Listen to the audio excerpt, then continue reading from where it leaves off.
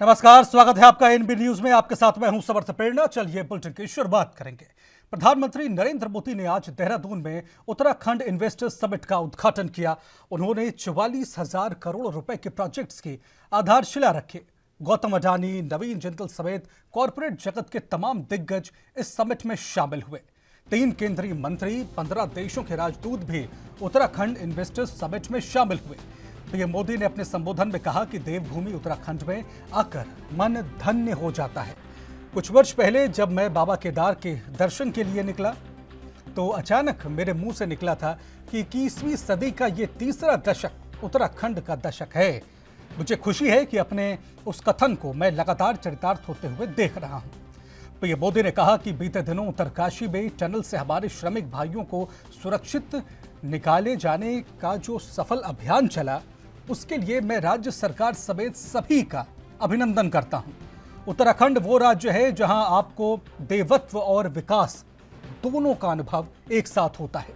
शिखर सम्मेलन के मंच से प्रधानमंत्री मोदी ने बड़ा संदेश दिया। उन्होंने कहा कि मैं देशवासियों को भरोसा दिलाता हूं कि मेरे तीसरे कार्यकाल में देश दुनिया के टॉप 3 इकोनॉमी में आकर रहेगा। तो ये मोदी ने अगले आम चुनाव को लेकर भी ये इशारा किया है। राज्य के सभी उत्पादों को अब एक नाम से पहचाना जाएगा। प्रधानमंत्री नरेंद्र मोदी ने शुक्रवार को वैश्विक निवेशक सम्मेलन के दौरान हाउस ऑफ हिमालयाज की लॉन्चिंग की। अभी तक हिमाद्री हिलाइंस, ग्रामश्री जैसे तमाम उत्पाद अलग अलग नाम से बाजार में जाते हैं, लेकिन अब सभी हाउस ऑफ हिमालयाज के नाम से पहचाने जाएंगे।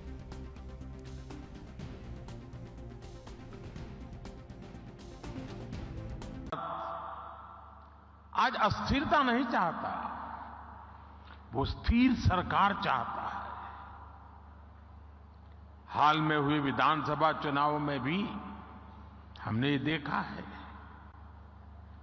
और उत्तराखंड ने लोगों ने पहले ही करके दिखाया है। जनता ने स्थिर और मजबूत सरकारों के लिए और युद्धों के संकट के बावजूद भारत इतनी तेजी से विकसित हो रहा है। आपने देखा है कि कोरोना वैक्सीन हो या फिर इकोनॉमी पॉलिसीज, भारत ने अपनी नीतियां, अपने सामर्थ्य पर भरोसा किया। उसी कारण आज भारत बाकी बड़ी अर्थव्यवस्थाओं की तुलना में उतनी ही तेजी से जमीन पर उतारती है। आप देखिए, आज भारत सरकार 21वीं सदी के आधुनिक कनेक्टिविटी के इंफ्रास्ट्रक्चर पर उत्तराखंड में अभूतपूर्व इन्वेस्टमेंट कर रही है। केंद्र सरकार के इन प्रयासों के बीच राज्य सरकार भी छोटे शहरों और गांव कस्बों को जोड़ने के लिए पूरी शक्ति से काम कर रही है। आज उत्तराखंड में गांव की सड़कें हो या फिर 4 धाम महामार्ग, इन पर अभूतपूर्व गति से काम चल रहा है। तार से एयर कनेक्टिविटी सशक्त होगी। यहां की सरकार हेली टैक्सी सेवाओं को राज्य के भीतर विस्तार दे रही है। ऋषिकेश, कर्णप्रयाग, ये रेल लाइन से यहां की रेल कनेक्टिविटी सशक्त होने वाली। आधुनिक कनेक्टिविटी जीवन तो आसान बना ही रही है, ये बिजनेस को भी आसान बना रही है। इससे उत्तराखंड के मुख्यमंत्री पुष्कर सिंह धामी ने कहा कि हमने ग्लोबल इन्वेस्टर्स समिट में निवेशकों के साथ 2.5 लाख करोड़ रुपए के एमओयू पर हस्ताक्षर का लक्ष्य रखा था। उन्होंने कहा कि मुझे बताते हुए खुशी हो रही है कि हमने अपने लक्ष्य से अधिक निवेश के प्रस्तावों पर हस्ताक्षर किए हैं। अभी तक 44,000 करोड़ रुपए का निवेश धरातल पर उतारा जा चुका है। इससे लाखों रोजगारों का सृजन होगा।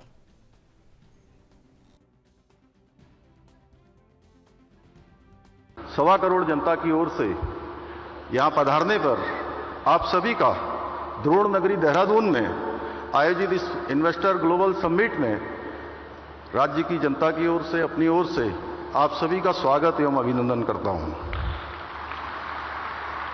भाइयों बहनों, हमारे देश में समय समय पर अनेक महापुरुषों ने मां भारती के मुकुट की शोभा बढ़ाने का काम किया है और समाज को सही दिखाने का भी कार्य किया है। इनमें से कई ऐसी विभूतियां हैं जिनके बारे में हमने केवल सुना है या उन्हें प्रत्यक्ष रूप से देखा नहीं है, लेकिन जब भी हम आज राष्ट्र ऋषि आदरणीय प्रधानमंत्री जी की ओर देखते हैं तो हमें उन सभी महान विभूतियों का अंश हमारे प्रधानमंत्री जी में दिखाई देता है। आदरणीय प्रधानमंत्री जी जहां स्वामी विवेकानंद की भांति भारतीय संस्कृति की पताका को पूरे विश्व में लहराने का काम उनके माध्यम से हो रहा है, सरदार वल्लभ भाई पटेल की भांति राष्ट्र को सुदृढ़ एवं संगठित बना रहे हैं, बाबा साहब अंबेडकर की भांति शोषितों और वंचितों को उनकी चिंता कर रहे हैं और हमारे पंडित दीनदयाल उपाध्याय जी की तरह उनके आदर्शों पर चलते हुए अंत्योदय के स्वप्न को साकार करते हुए समाज के अंतिम छोर में खड़े हुए व्यक्ति तक हर सुविधा पहुंचाने का काम कर रहे हैं। प्रधानमंत्री जी जिस कठिन परिश्रम द्वारा भारत को पुनः विश्व गुरु बनाने के लिए प्रयत्नशील हैं, यह न केवल मेरे जैसे सामान्य व्यक्ति को बल्कि भारत के 140 करोड़ भारतीयों के मन में और अधिक परिश्रम करने के लिए आशा और विश्वास का बीज भी रोपित करने का काम आपका परिश्रम और आपका संकल्प करता है। आज केवल भारत ही नहीं बल्कि विश्व के अन्य देश भी माननीय प्रधानमंत्री जी की सोच और उनकी रणनीति और उनके विचारों का अनुसरण करते हैं। हमारे शास्त्रों में कहा गया है, महाजनो येन गथा स पंथा, यानी कि जिस मार्ग पर विद्वान लोग चलें उस मार्ग का अनुसरण करना चाहिए। हम भी हमारे मार्गदर्शक आदरणीय प्रधानमंत्री जी के बताए मार्ग पर चलकर उत्तराखंड को देश का श्रेष्ठ राज्य बनाने के लिए हमारा विकल्प वही संकल्प को लेकर एकनिष्ठ होकर लगातार उसके लिए भाइयों बहनों, डेस्टिनेशन उत्तराखंड का मुख्य उद्देश्य ग्रीन इकोनॉमी, रोजगार को लेकर इकोलॉजी और इकोनॉमी के द्वारा राज्य का समुचित विकास करना है। किसी ने ठीक कहा है कि बुलंदियों पर पहुंचने से पहले बुलंदियों पर पहुंचने से मुश्किल है बुलंदियों पर बने रहना, बुलंदियों की छूने की कोशिश का हौसला हमने आपसे पाया है। आदरणीय प्रधानमंत्री जी द्वारा गुजरात में वहां के मुख्यमंत्री रहते हुए वाइब्रेंट गुजरात शुरू किया और वो धीरे धीरे केवल भारत के अंदर ही नहीं बल्कि दुनिया का मॉडल बन गया। उसी से प्रेरणा लेकर हमने डेस्टिनेशन उत्तराखंड की थीम पर इन्वेस्टर समिट का आयोजन किया है। हमारा प्रयास होगा कि हर 2 वर्षों में इस प्रकार के आयोजन को करें। हमने ग्लोबल इन्वेस्टर समिट में जब हम ये शुरू कर रहे थे तो 2.5 लाख करोड़ रुपए का निवेशकों के साथ करार का लक्ष्य रखा था। मुझे आपको बताते हुए खुशी हो रही है कि हमने इस लक्ष्य से अधिक निवेश के प्रस्तावों पर अभी तक हस्ताक्षर। आज से 2 दिवसीय वैश्विक निवेशक सम्मेलन का आयोजन किया जा रहा है। सम्मेलन में देश विदेश के नामी उद्योगपति शामिल हो रहे हैं। इसे लेकर तैयारियां जोरों पर रही। वहीं सीएम धामी ने तैयारियों को लेकर खुद मोर्चा संभाला हुआ है। सम्मेलन का उद्घाटन प्रधानमंत्री नरेंद्र मोदी ने किया। इस दौरान वो सम्मेलन में करीब 2.5 से 3 घंटे देश और दुनिया के उद्योगपतियों के साथ मौजूद रहे। इस दौरान कई तरह के सांस्कृतिक कार्यक्रमों का आयोजन भी हुआ। गुरुवार को कलाकारों ने इसकी रिहर्सल करी थी। जॉली ग्रांट एयरपोर्ट पर देश विदेश से आने वाले मेहमानों का स्वागत ढोल दमाऊ की थाप और तुलसी की माला पहनाकर किया गया। इस बार का वैश्विक निवेशक सम्मेलन डेस्टिनेशन उत्तराखंड की थीम आधारित है। अभी तक 3 लाख करोड़ रुपए के निवेश के एमओयू हो चुके हैं। उद्योगपति मुकेश अंबानी और गौतम अदानी भी देवभूमि उत्तराखंड में निवेश का ऐलान कर सकते हैं। प्रदेश सरकार अब तक हुए रोड शो और अन्य कार्यक्रमों में 2.5 लाख करोड़ के निवेश लक्ष्य पर एमओयू हस्ताक्षर कर चुकी है।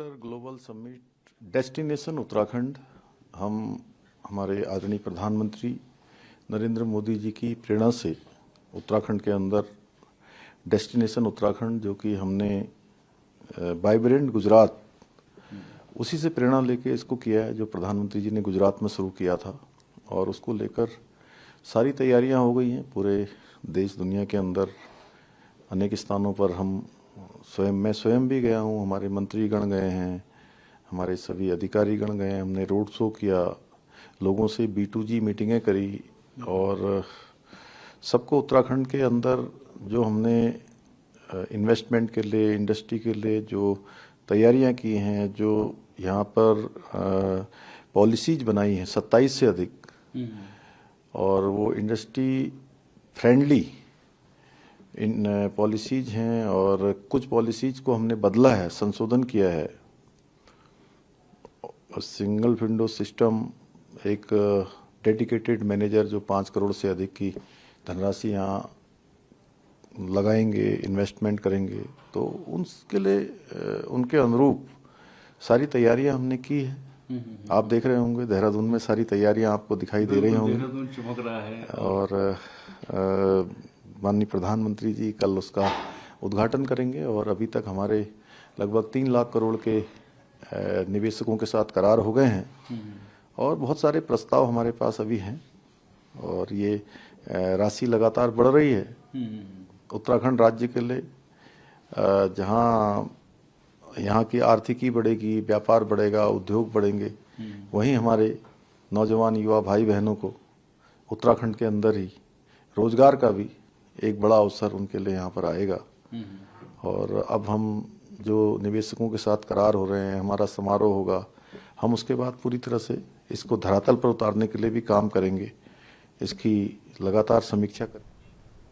उधर कांग्रेस प्रदेश अध्यक्ष करण माहरा ने उत्तराखंड की राजधानी देहरादून में प्रदेश मुख्यालय में प्रेस वार्ता करके इन्वेस्टर्स समिट को लेकर तमाम सवाल खड़े कर दिए।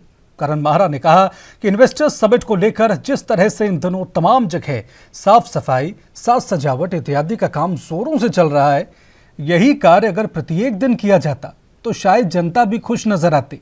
लेकिन बीजेपी सरकार जिस तरह से जनता की आंखों में धूल झोंकने का काम कर रही है और समिट के नाम पर हजारों करोड़ रुपए को बर्बाद किया जा रहा है, आज सब लोग भली भांति समझ चुके हैं कि इन्वेस्टर्स समिट के नाम पर जनता को बेवकूफ बनाया जा रहा है।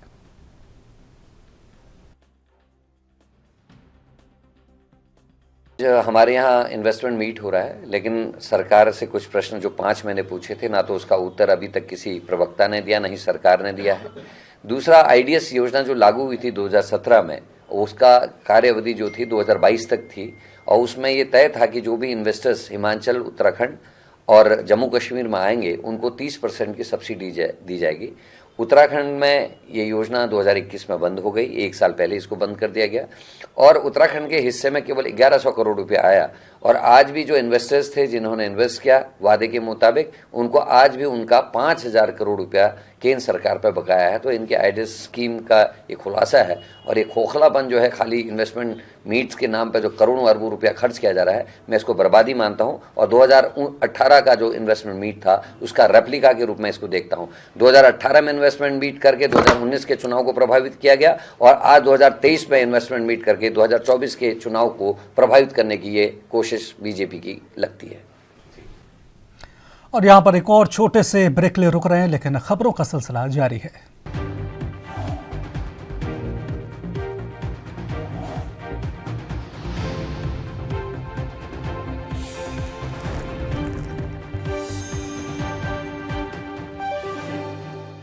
ब्रेक के बाद आपका स्वागत है। उत्तराखंड की राजधानी देहरादून में 2 दिवसीय इन्वेस्टर्स समिट के दौरान प्रदेश में उद्योगपतियों को इन्वेस्ट करने के लिए हर स्तर से सरकार मदद देगी।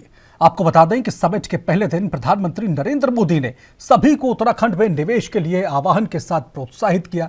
इस दौरान प्रदेश के कैबिनेट मंत्री डॉक्टर धन सिंह रावत ने ANB न्यूज से खास बातचीत करी। आपको सुनवाते हैं। समिट का आगाज हुआ है, क्या कुछ रहा है, क्या कुछ कहा है मोदी जी ने? हम मंत्री जी से बात करते हैं। सर, क्या कुछ रहा है? देखिए, मैं कह सकता हूं कि उत्तराखंड के लिए ये जो हमारा ग्लोबल समिट हो रहा है, ये हमारे लिए एक बहुत बड़ा मील का पत्थर साबित होगा। लगभग 3 लाख करोड़ रुपए के अभी तक MOU है और 1 लाख से ज़्यादा लोगों को इसमें रोजगार सृजन होने की भी संभावना है। मैं कह सकता हूं कि जो प्रधानमंत्री जी ने कहा है आज सबके लिए कि भाई उत्तराखंड जो है देवभूमि है, यहाँ पे सब लोग आइए, सब लोगों को आना भी चाहिए, तो उनके आह्वान से भी कई लोग यहाँ जरूर आए। सर कितना रोजगार देने की बात हो पाएगी इस पे, कितने लोगों में क्या कुछ रहेगा जो पहाड़ों में जो पलायन हो रहा है, जिस स्थिति हो रही है, क्या रहेगा?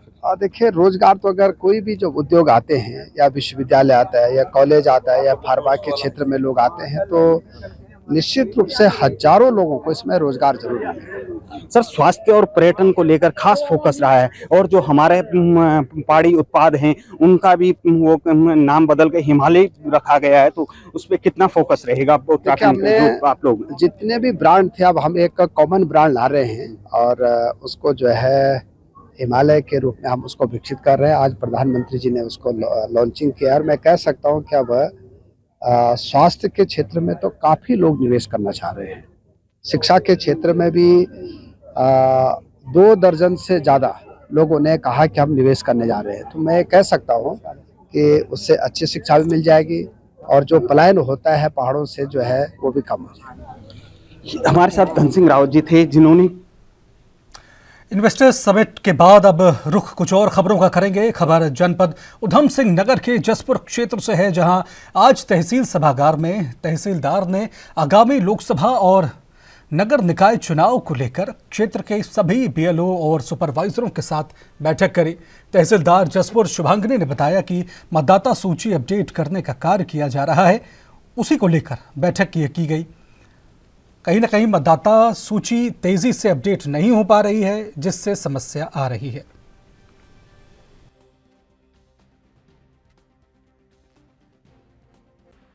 मतदाता सूची अपडेट करने का कार्य चल रहा है, तो उसी संबंध में हमने जो विधानसभा जसपुर है उसके समस्त BLO सुपरवाइजर्स को बुलाया हुआ था, क्योंकि कहीं ना कहीं हमारी जो सूची है वो बहुत तेज़ी से अपडेट नहीं हो पा रही है। तो उसमें जो समस्याएं आ रही हैं उनको सुनने के लिए और कैसे हम उसको जल्दी से जल्दी रिजॉल्व करके अपनी मतदाता सूची अपडेट कर सकते हैं, उस संबंध में ही एक बैठक रखी गई थी, जिसमें सभी BLO और सुपरवाइजर्स उपस्थित थे और उन सभी को कड़े निर्देश जारी किए गए हैं कि वो जल्द से जल्द जो भी मतदाता आज भी छूटे हुए हैं, जिनका वोटर लिस्ट में नाम नहीं है, जिनका वोटिंग ID नहीं बना हुआ है, तुरंत उसको बनवा लें। वहाँ के एक पूर्व प्रधान द्वारा हमें अवगत करवाया गया है कि वहाँ पर अभी भी काफ़ी ज़्यादा जो लोग हैं उनको वोटर IDs नहीं बने हुए हैं और BLO के द्वारा अभी उसमें कोई कार्रवाई नहीं की गई है। तो उसी संबंध में कल मेरे द्वारा जो वहाँ पर बूथ है वहाँ पर एक टीम भेजी जा रही है, जो जहाँ पर जितने भी लोग बचे हुए हैं जिनके वोटर IDs नहीं बने हैं उन सबके वोटर IDs कल वहाँ पर बनवाए जाएंगे। उनके खिलाफ जो भी अनुशासनात्मक कार्रवाई हमारी। खबर उत्तराखंड की राजधानी देहरादून से, जहां कांग्रेस पार्टी के उपाध्यक्ष मथुरा जोशी ने बताया कि जिला सम्मेलन इस समय कुमाऊं और गढ़वाल मंडल में चल रहा है। इसके बाद विधानसभा स्तर पर सम्मेलन आयोजित किए जाएंगे। इलेक्शन से पहले कार्यकारिणी का गठन कर दिया जाएगा। कांग्रेस पार्टी चुनाव आने तक पूरी तरह से तैयार हो जाएगी।